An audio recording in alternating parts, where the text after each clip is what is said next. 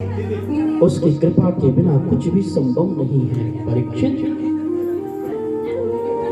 इसलिए शुद्ध भाव से मैं तुम्हें जो भगवत कथा श्रवण कराने जा रहा हूँ, तुम भी अपना शुद्ध भाव रखो। परीक्षित ने प्रश्न किया, गुरुदेव मैंने सुना है कि भगवान इस धरा पर अनेक अवतारों में आते हैं, क्या सचमुच भगवान ने नरसिंह रूप लिया? क्या सचमुच भगवान बामन रूप में आए? और मैंने तो यहाँ तक सुना कि भगवान शुकर रूप में भी आए। सुखदेव ने कहा, हाँ परीक्षित, भगवान नारायण के नाभि कमल से ब्रह्मा जी की उत्पत्ति हुई, उन्हीं ब्रह्मा जी के द्वारा मन और शत्रुपा हुए और सृष्टि का विस्तार हुआ और उसी में भगवान वराह ने रूप धारण किया। कश्यप महाराज की 13 पत्नियां, जिनमें सबसे बड़ी का नाम था दिति। एक दिन उस दिति ने संतान उत्पत्ति के लिए सायकाल में कश्यप जी से निवेदन किया। कश्यप जी ने समझाया, हमारे सनातन धर्म में प्रत्येक कर्म की एक समय सीमा है, इसीलिए तो हमारा सनातन धर्म सर्वोच्च है। यहाँ सब कुछ एक समय से है। प्रातः काल अगर जगना है तो ब्रह्म मुहूर्त में भगवान की पूजा करनी है। भोजन का मध्याह्न का समय है, विश्राम का रात्रिकाल का समय है। हर चीज का समय निश्चित किया गया है। और तुम सायकाल में भगवान का संध्या वंदन का समय है, तुम काम की बात करते हो, संतानोत्पत्ति की बात करते हो। लेकिन पत्नी के दुराग्रह पर आज कश्यप ऋषि जी मान गए और कैसे कि झुक गए कश्यप ऋषि उस दुराग्रह में, और कह दिया दिति को कि जाओ, तुम्हारे गर्भ से जो पुत्र उत्पन्न होंगे वो राक्षस होंगे, बड़े बलशाली तो होंगे लेकिन उनकी जो वृत्ति होगी वो राक्षसी होगी। निराश हो गई दिति, ऐसे पुत्रों का मैं क्या करूंगा? कश्यप ऋषि बोले, ठीक है, ये इतने शक्तिशाली होंगे, इतने शक्तिशाली होंगे कि इनको मारने के लिए स्वयं भगवान को आना पड़ेगा। प्रसन्न हो गई, फिर तो ठीक है, अगर परमात्मा के द्वारा इनका वध होगा फिर कोई बात नहीं। सुखदेव जी कहते हैं कि जैसी कश्यप ये पत्नी प्रसन्न हुई तो बताया कि दिति ये साधारण नहीं है। परीक्षित जी महाराज कथा श्रवण कर रहे हैं, पूर्व जन्म की बात बताई। पूर्व जन्म में ये जो तेरे 2 पुत्र होंगे ना, ये पूर्व जन्म में भगवान के द्वारपाल थे, जय और विजय।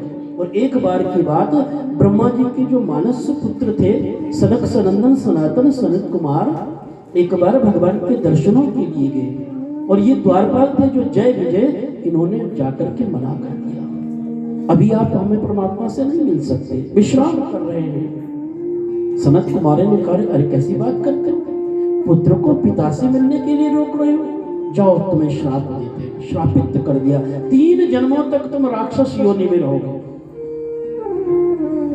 श्राप मिला, चरणों में गिर गए सनत कुमारों के, और फिर कहा कि ठीक है, तुम्हारे जब 3 जन्म पूरे हो जाएंगे राक्षस के, तो फिर तुम मुक्त हो जाओगे। बोलो सच्चिदानंद भगवान। उन्हीं 3 जन्मों में हिरण्यकश्यप और हिरण्याक्ष के रूप में आज दिति के गर्भ में इन्होंने जन्म लिया। इन्हीं का दूसरा जन्म शिशुपाल और दंतवक्त्र था, और इन्हीं का तीसरा जन्म रावण और कुंभकर्ण था। परीक्षित ये जय विजय जो दोनों भगवान के द्वारपाल थे, ये सनत कुमारों से श्रापित हुए, दिति के गर्भ में आए, और जब इन्होंने जन्म लिया तो कहते हैं कि चारों तरफ हाहाकार मच गया महाराज। हिरण्याक्ष बड़ा दुष्ट था, और एक बार पृथ्वी का प्रलय का समय आया, सारी पृथ्वी समुद्र में डूब गई, तो ये हिरण्याक्ष जाकर के उस पृथ्वी को पकड़ करके बैठ गया। ब्रह्मा जी चिंतित हुए, अब सृष्टि की रचना हो तो कैसी है, क्योंकि सृष्टि की रचना के लिए जीव को पृथ्वी तो चाहिए, धरातल तो चाहिए, कहां से आए? निवेदन किया, तुरंत विचार कर रहे थे, ब्रह्मा जी को छींक आ गई। और जैसी छींक आई तो नासिका से एक छोटा सा कण निकला और वही शुक्र भगवान का स्वरूप हुआ। और वही शुक्र भगवान वराह के रूप में आए। बोलो वराह भगवान की जय।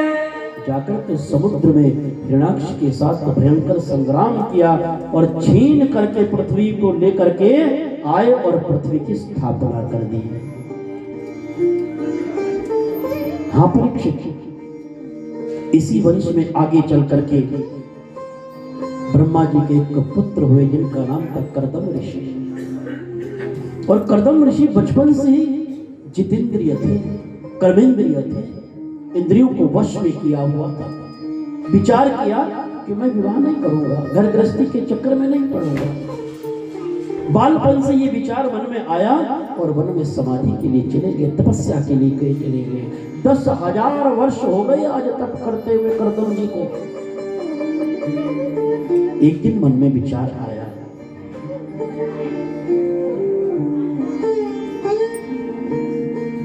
इस संसार में लोग कितने सुख से रहते हैं। कोई अपने बच्चों में मस्त है, कोई खाने में मस्त है, कोई पीने में मस्त है,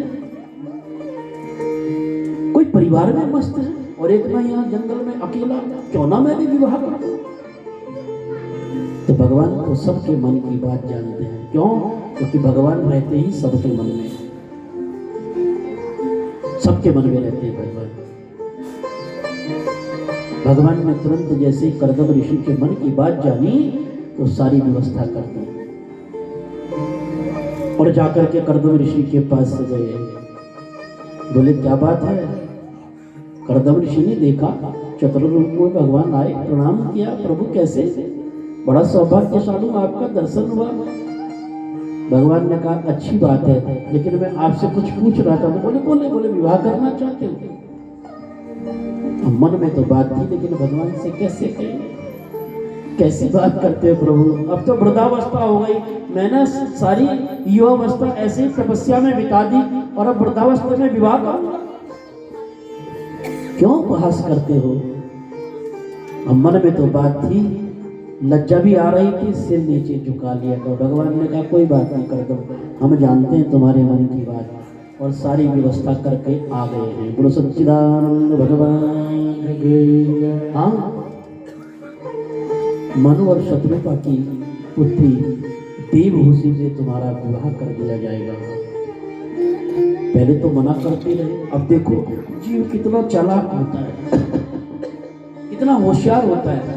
अपना कार्य सिद्ध करने के लिए भी शर्त रखता है, और वो भी शर्त ऐसी कि उसमें भी भगवान को लपेट देता है। कलयुग का जीव बड़ा सियाना होता है। हाँ,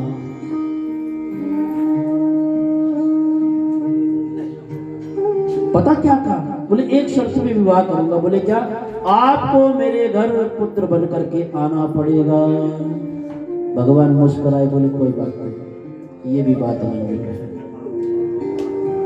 और जैसे ये बात की महाराज, तुरंत देवहूति से कर्दम ऋषि जी का विवाह कर दिया गया और कहा कि प्रभु जब आप मेरे घर में जन्म ले लोगे फिर मैं अपने तपस्या के लिए चला जाऊंगा। बोले ठीक है। समय व्यतीत हुआ, आज माँ देवहूति के गर्भ में भगवान आ गए हैं। देव माने परमात्मा और हूति माने खींचने वाले। जो परमात्मा को खींच करके अपने गर्भ में स्थापित कर दे उसका नाम है देवहूति। आज देवहूति के गर्भ में भगवान स्वयं आए हैं। समय व्यतीत हुआ, प्रतीक्षा कर रहे कर्दम जी महाराज। 9 कन्याएं जब हो गई तब भगवान आए, और जैसे ही भगवान गर्भ में आए तो 10वीं संतान के रूप में आज वो भगवान कर्दम की यहाँ प्रकट हो गए, और जिनका नाम था कपिल भगवान। बोलो कपिल भगवान की।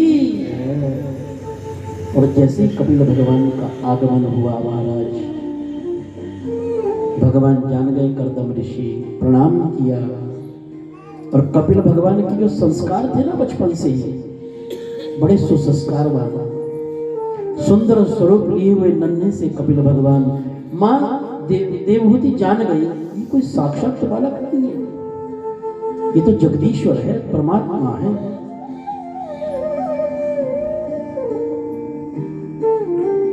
आज सुंदर आसन पर माँ ने भगवान कपिल को बिठाया और व्यास पीठ बना करके उस पर कपिल भगवान को बिठा दिया और नीचे बैठ के 9 की 9 बहनें और माता। विचार किया ये अवसर अगर चूक गई तो ये जीवन भी बेकार चला जाएगा। साक्षात जगदीश्वर अगर मेरे घर में आए हैं तो जीवन के उद्धार के लिए कुछ किया जाए, कुछ सत्संग हो जाए, कुछ जीवन की उपयोगी बातें सुन ली जाए, भगवान से कुछ जीवन को जीने की कला सीखी जाए, आत्म कल्याण की बातें भगवान से सुनी जाए। प्रश्न कर दिए और कहा कि कपिल मैं तुमसे कुछ पूछना चाहती हूँ। अब देखिए माँ अपने पुत्र को मन से गुरु मान रही है, गुरु भाव में भगवान कपिल से प्रश्न कर रही है। पुत्र है, नन्हा सा बालक है, लेकिन भाव गुरु का है और भाव बड़ा प्रबल होता है, ध्यान रखना। भावना से भगवान प्रकट हो जाते हैं। वो तो थे साक्षात जगदीश्वर परमात्मा। प्रश्न शुरू कर दिए। मां देवहूति पूछने लगी, मैं जानना चाहती हूं कि मन को वश में कैसे किया जाता है, इस मन को वश में कैसे किया जाए, मैं ये जानना चाहती हूं। मेरा दूसरा प्रश्न है, ये जो बंधन होता है ये मन का बंधन है या शरीर का बंधन है? मैं जानना चाहती हूं कि विषयों से मन को कैसे हटाया जा सकता है।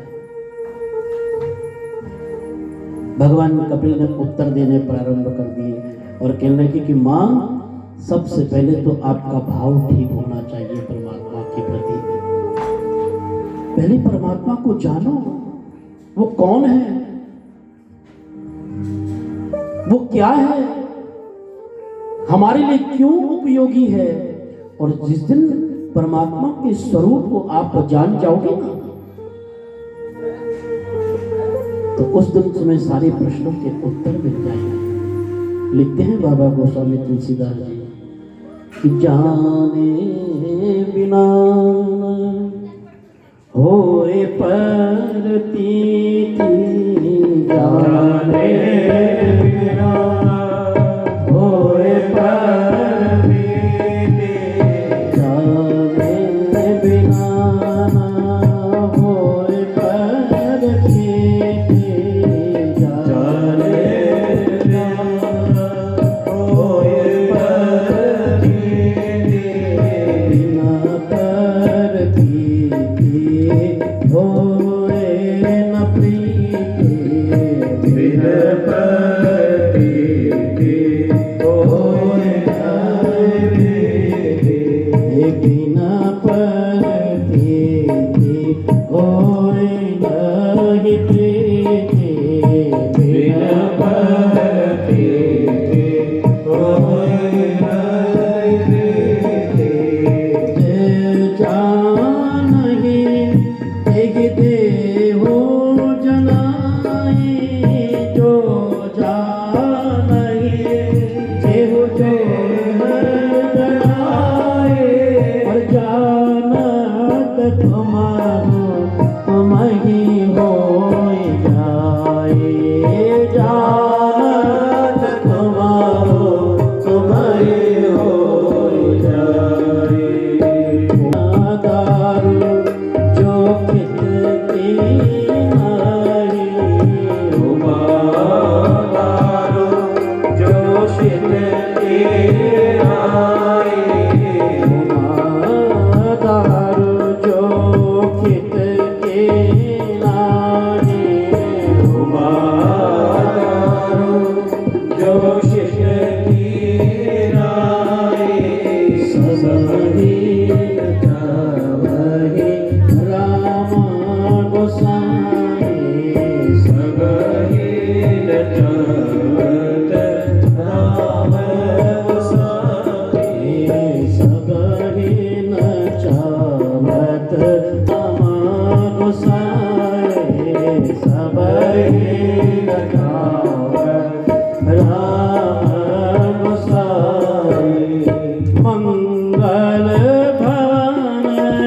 मंगलहारी मंगल भवन अमंगलहारी प्रभु सुदशरथ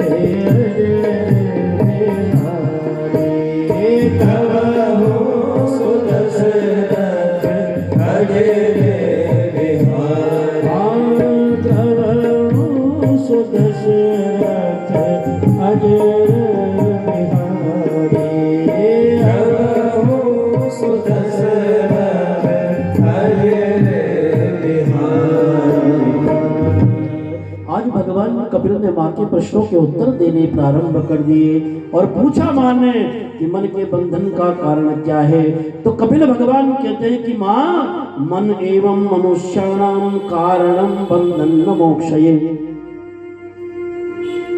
माँ, ये मन ही बंधन का कारण है और ये मन ही मुक्ति का कारण है।